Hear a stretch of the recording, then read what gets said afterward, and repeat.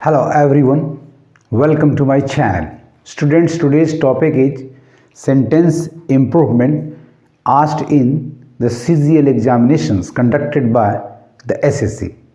तो आइए टॉपिक शुरू करने के पहले इस वीडियो को लाइक कर लें, मेरे चैनल को सब्सक्राइब कर लें और साथ साथ बेल आइकन को भी प्रेस कर लें ताकि आपको लेटेस्ट नोटिफिकेशंस मिलते रहें. Let us start the topic. Question number 1. Meera has a friend who parents live in Delhi.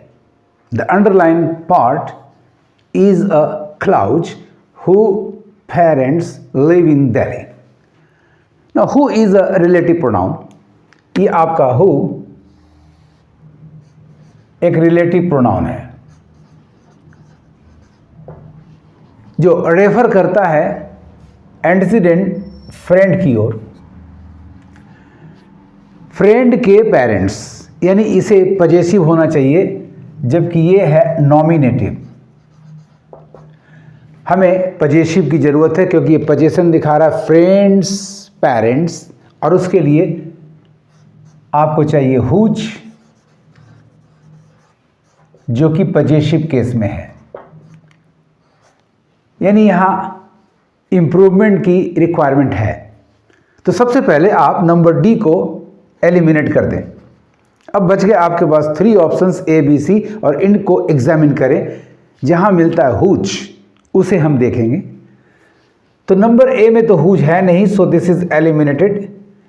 Number B में हुज और नंबर सी में हुज है.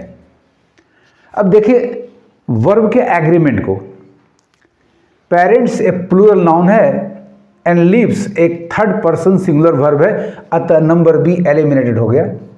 नंबर सी में हुज पेरेंट्स प्लूरल नाउन के साथ मेन वर्ब नंबर 1 का एग्रीमेंट बिल्कुल सही है. So whose correct, live correct, hence the right option is number C. Meera has a friend whose parents live in Delhi. The correct option is number C to improve the given sentence.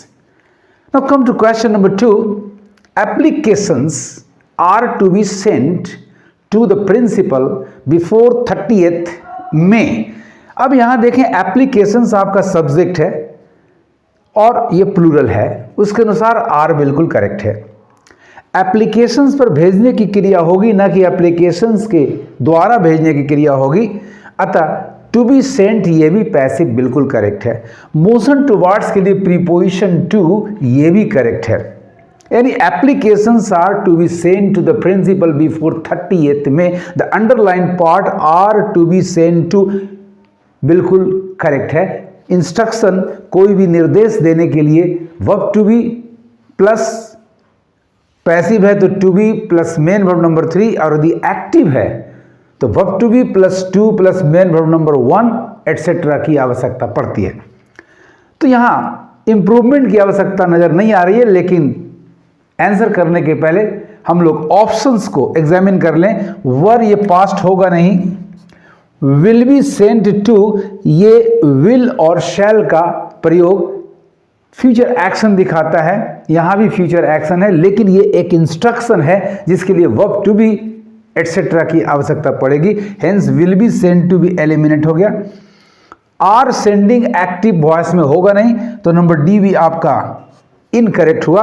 तो right option is 10 number C. आपका ये part बिल्कुल सही है both grammatically and contextually. The right answer is option number C. No improvement required. Applications are to be sent to the principal before 30th May.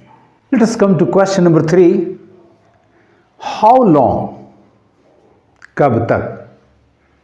यानी up to the time of speaking. You have living in this city. Sign of interrogation. Underline part you are living. Interrogative sentence में you are living नहीं are you living होना चाहिए, पहली बात. दूसरी are you living present continuous ये incomplete act दिखाता है, जबकि हाउ लॉन्ग सवाल कर रहा है जो कि कंप्लीटेड एक्शन दिखा रहा है. अब तक आप कितनी देर से, कितने समय से, कितने वर्ष से रह चुके हैं.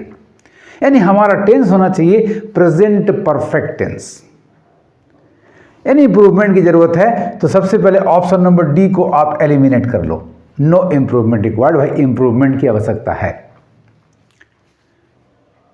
Option number A have you lived, ये बिल्कुल करेक्ट ऑप्शन है, चूंकि रिक्वायरमेंट है प्रेजेंट परफेक्ट का। How long have you lived in this city.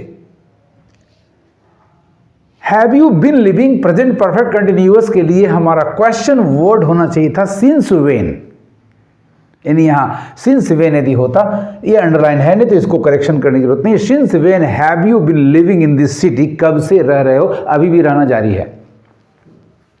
How long have you lived in this city, अब रहना जारी नहीं है। कितने वर्ष रह चुके हैं आप, कितने समय आप यहां बिता चुके हैं। So number B is eliminated.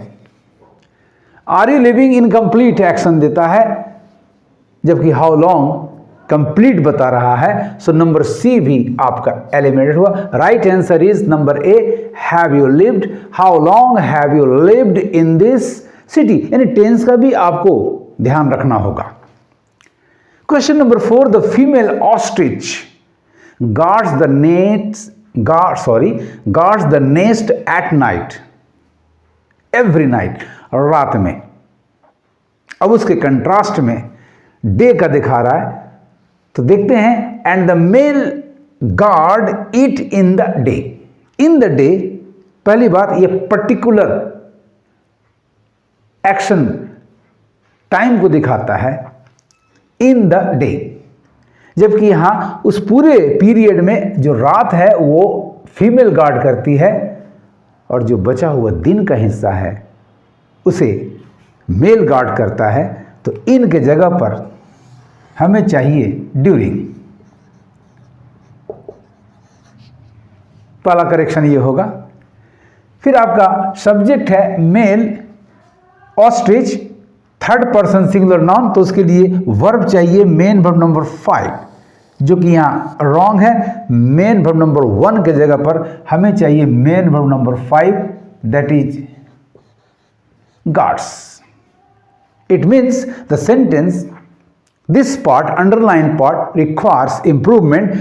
तो सबसे पहले नंबर बी, नो इंप्रूवमेंट को आप एलिमिनेट कर लें। हमें चाहिए गार्ड्स और इन के जगह चाहिए during. Guards it during the day, option number D बिल्कुल करेक्ट है। A and C are easily eliminated, hence the correct answer is number D, guards it during the day. The female ostrich guards the nest at night and the male guards it during the day. It's really very easy and interesting to find out the correct, the most appropriate option for sentence improvement. Now is the turn of question number 5. Scarcely had he gone out than a client came to meet him. Remember students, scarcely के साथ जोड़ा हमेशा when का बनता है, यहां then है। Underline part में स्कार्सली है नहीं, स्कार्सली को हम नो सूनर बना नहीं सकते, जो कि देन के साथ पेयर करता है, यानी इंप्रूवमेंट की जरूरत है। तो सबसे पहले option number B, no improvement को हम एलिमिनेट कर लें। रिमेंबर, जब भी स्कार्सली फ्रंट पे आता है तो उस क्लाउज की क्रिया पार्शियली इन्वर्टेड होती है, जो कि यहां हैड ही गॉन है। दूसरी चीज, जब भी कंटेक्स्ट पास्ट हो और conjunction scarcely dot dot dot when हो तो फर्स्ट क्लाउज की क्रिया पास्ट परफेक्ट होती है, यानी हैड ही गॉन, ये भी करेक्ट है। No sooner dot dot dot then की क्रिया पास्ट इंडेफिनिट होती है, यानी हमें उस ऑप्शन को तलाश करना है जिसमें had he gone out correct है, देन की जगह वेन होना चाहिए। तो option number A, he had gone out when, when तो है बट पार्शियल इन्वर्सन नहीं है, हैड ही गॉन के जगह ही हैड गॉन है, सो एलिमिनेटेड। नंबर सी में वेन है, लेकिन फर्स्ट क्लॉज की क्रिया पास्ट परफेक्ट की जगह पार्शियल इन्वर्सन के साथ पास्ट इंडेफिनिट है, did he go out, hence eliminated. तो बच गया D. It must be the correct option, mark it as your answer, had he gone out when. So the correction is option number D, scarcely had he gone out when a client came to meet him. Now come to the last question, question number 6. An old misunderstanding exists among the two families, so they are not friendly anymore. Students, आपका subject है misunderstanding, third person singular, उसके अनुसार exist main verb number 5 correct है। कोई भी dispute हो, differences हो, affection हो, लव हो, रिलेशनशिप की बात हो, तो नंबर ऑफ ऑब्जेक्ट्स नहीं देखते कि 2 है या मोर देन 2 है, ऑलवेज प्रीपोजिशन बिटवीन होता है। यहां तो खैर नंबर 2 है और 2 के लिए बिटवीन ही होता है, यानी आपका अमंग रॉन्ग जा रहा है, इसमें करेक्शन की जरूरत है, इसके जगह पर बिटवीन होना चाहिए। तो ये देखते हैं ऑप्शंस को एग्जामिन करके। सबसे पहले option number D, no improvement required, को आप एलिमिनेट कर लो। ऑप्शन नंबर ए देखिए, एग्जिस्ट मेन वर्ब 5 ठीक है, विदिन ये करेक्ट नहीं जा रहा है, so eliminated. Option number B, exist ये मेन वर्ब 1 नहीं, मेन वर्ब 5 चाहिए, बिटवीन करेक्ट है but not appropriate option, hence eliminated. Number C, exist correct है, बिटवीन करेक्ट है, mark it as your answer. Option number C, exist between the two families, the correct sentence will now be an old misunderstanding, an old misunderstanding exists between the two families, so they are not friendly anymore. Students, always remember, you must have a good knowledge of English grammar, tenses, conjunctions, prepositions, etc., etc. It will be very easy for you to tackle such questions as they are. यदि आपको मेरा ये video अच्छा लगा हो तो like जरूर करना, बहुत अच्छा लगा हो तो मेरे चैनल को सब्सक्राइब कर देना, और बहुत बहुत अच्छा लगा हो तो ज़्यादा से ज़्यादा इस वीडियो को शेयर करना। Thank you for watching my video. पढ़ते रहिए, आगे बढ़ते रहिए।